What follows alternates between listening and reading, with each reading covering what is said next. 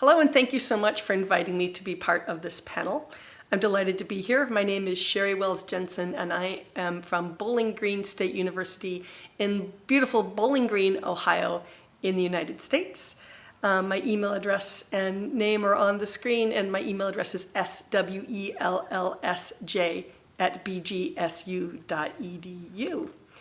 And the title that I've chosen for my part of the presentation, my part of the panel, fits with Anders' title.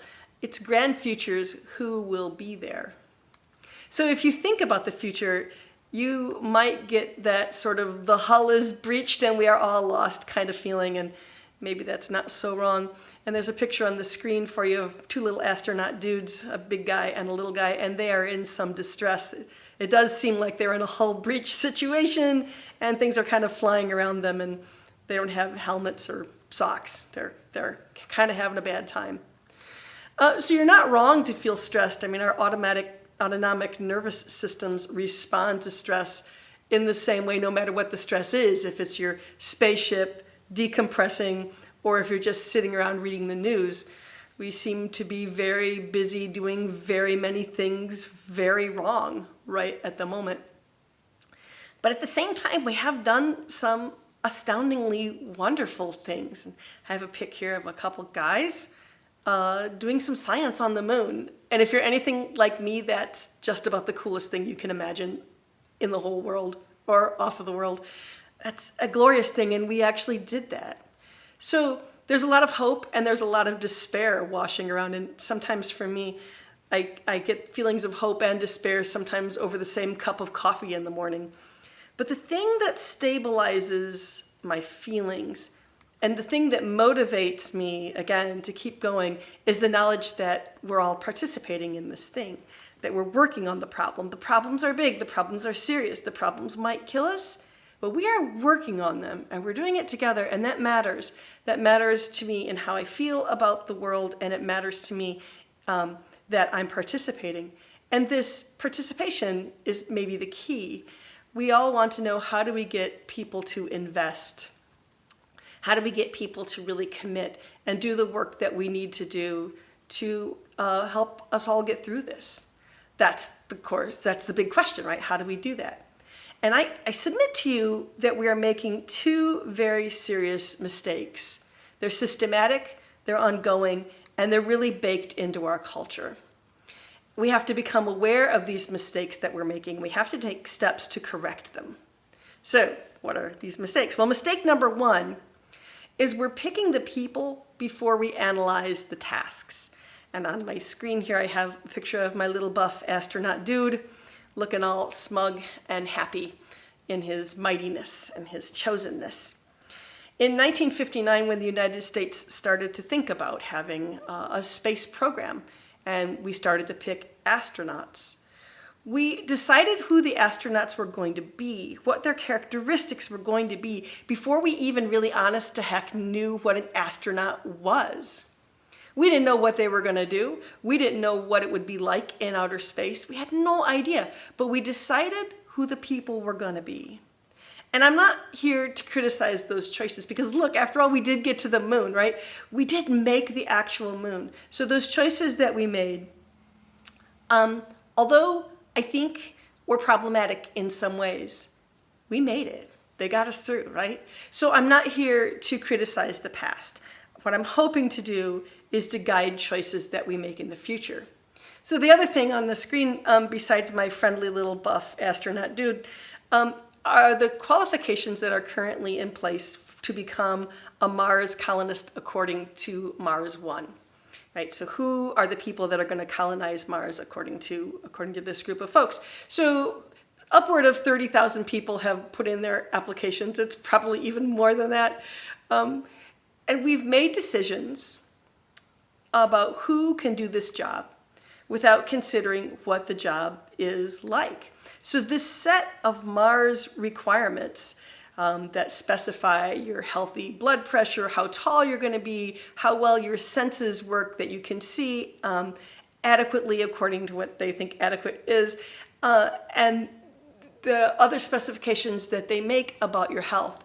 They look good if you're recruiting for, say, a traditional soccer team. But these kind of strict criteria mean that we're excluding some people that we might actually need. So do our best scientists, do our best artists, do our best religious leaders necessarily fit these health characteristics and requirements? Are we automatically and a priori disallowing people's participation, and it might turn out that those are the people we need? We don't know what skills we're going to need yet. So what I should have done for this slide actually is give you a picture of a good old big Midwest snowstorm. They're mighty, they're glorious. They usually come kind of in the late afternoon, and the wind blows and the snow goes everywhere, and it's fantastic. It's glorious. But one of the things that happens is it also covers everything, including your driveway. And if you are not a city dweller, then someone's got to go out in the snowstorm and shovel the driveway. And because of some genetic or character flaw or spiritual flaw, I don't know what, but I love shoveling the driveway. It makes me really happy. And I am fierce and mighty, and I go at it with my little bitty shovel out in the dark, in the flurry of the snow and the wind, and the snow is in my hair, it's everywhere, right? And I'm loving it, and I go at it and I shovel. And I get the job done.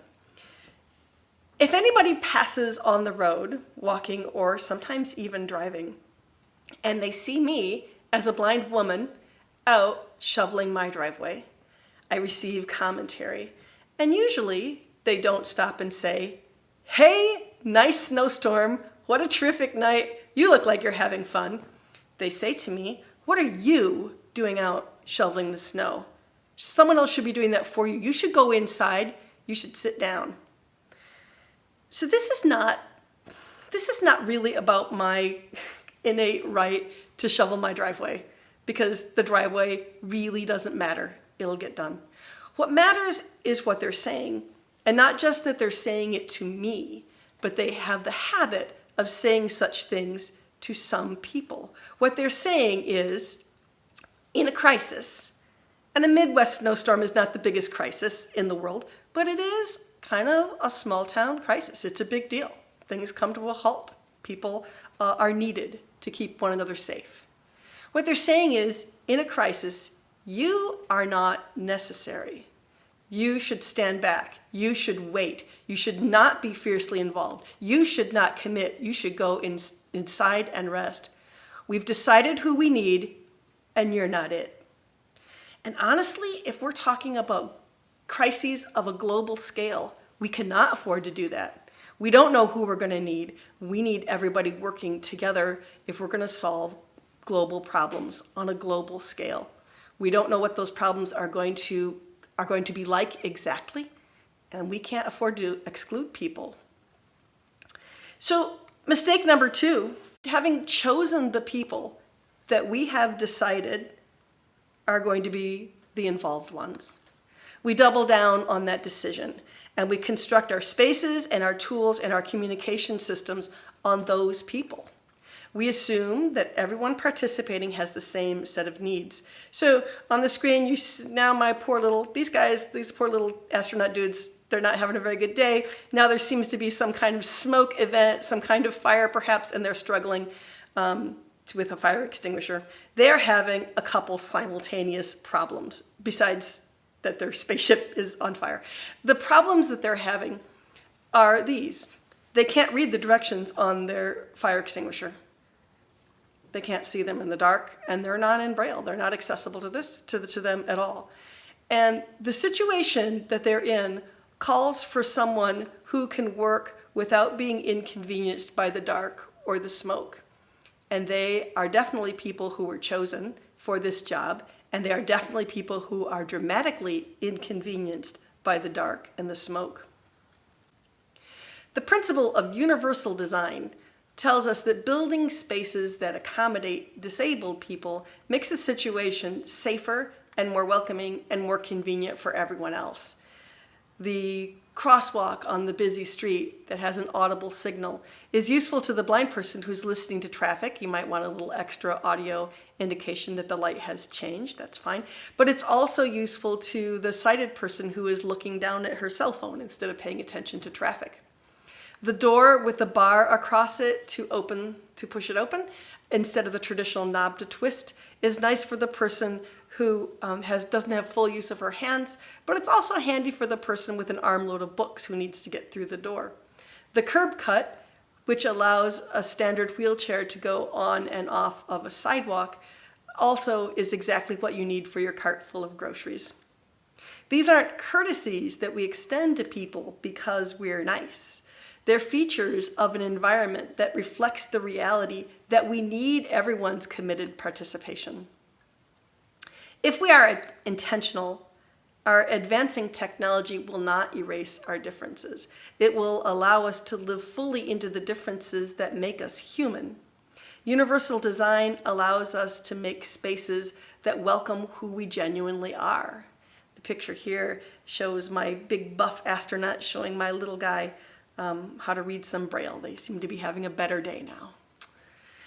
The point here is not disability rights per se, although 1 out of 4 people on the planet today does have some disability.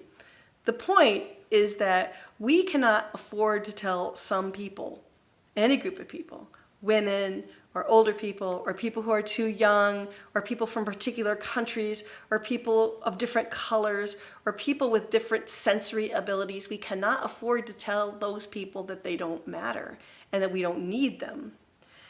If they understand themselves to be capable and working on the problem, then our survival chances go up because they will commit to doing their part. And now the timelines that we have to consider here.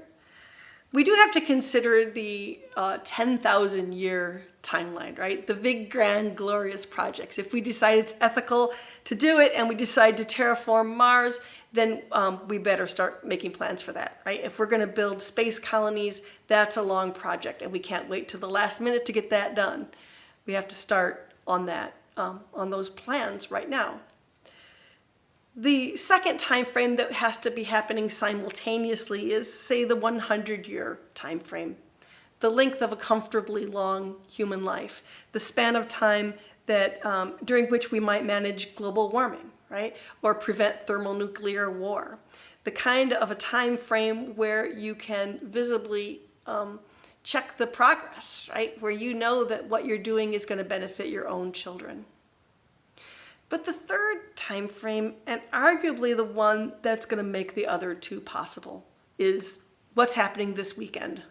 What communities are you in that systematically disempowers some groups of people, telling them that their agency and their participation is not necessary? Every one of us is in a group like that. So every one of us has the chance for some positive big influence. These two big mistakes that we're making, they were not imposed on us by aliens from the sky. They are things that we do. They are things that each of us do actively, and we do them. We make these mistakes every time. And those are things that we can fix. So there's my hope. It can be a grand future, and we desperately need everybody to be there.